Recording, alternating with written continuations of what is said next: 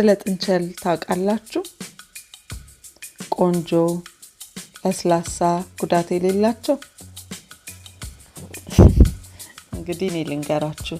ጥንቸሎች ሲጮሁ እንደ ኒንጃ ሊዋጉ እና እንዲያውም የራሳቸውን ኩስ ሆነ ብለው ሊበሉ እንደሚችሉ ብነግራችሁስ?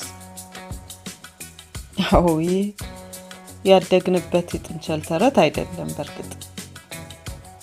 ሰላም ጓደኞቼ፣ ወደ ቻናላችሁ እንኳን በደህና ተመለሳችሁ። ለዚህ ቻናል አዲስ ከሆናችሁ ሰብስክራይብ ማድረግ አትርሱ።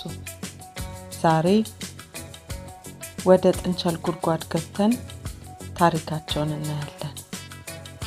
ከዱር የመትረፍ ችሎታቸው አንስቶ እስከ እንግዳ የጥንቸል ልማዶቻቸው ድረስ ስለ ጥንቸሎች ፈጽሞ ያላወቃችሁትን ነገር ግን በእርግጠኝነት ማወቅ ያለባችሁን ሁሉንም ይዘንላችሁ ቀርበናል።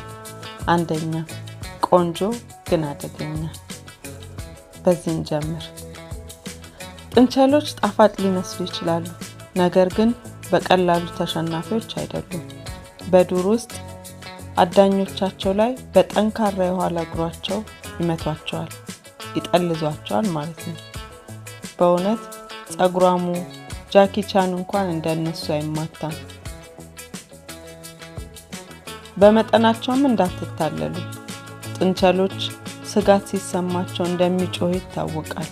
አዎ፣ እውነተኛ ከፍ ያለ ያውም አስፈሪ የፊልም የሚመስል ጩኸት ይጮሃሉ። ሁለተኛ፣ ኩስ መብላትና ሚስጥራዊ ቋንቋ። እስቲ ስለ እንግዳ ነገሮች እናውራ። ምክንያቱም ጥንቸሎች በድጋሚ የሚበሉት ሚስጥራዊ ሁለተኛ አይነት ኩስ አላቸው። ሴኮትሮፕ ይባላል። ለምን?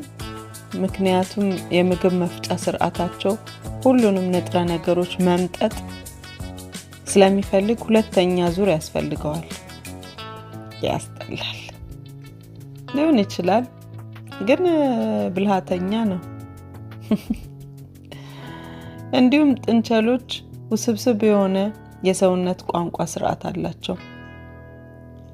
ጥንቸላችሁ እግሯን ከመታች ወይም ካንቋቋች በእናንተ ላይ ስለተናደደች አይደለም፣ ነገር ግን የአደጋ ማስጠንቀቂያ እየሰጠች ነው። ልክ እንደ ስለላ ትንሽ ማንቂያ ስርዓት ማለት ነው። ሶስተኛ፣ ጥንቸሎች ብቻቸውን ከተተው ወይም ከተሰላችሁ በጠና ሊጨነቁ ወይም ድብርት ሊይዛቸው ይችላል።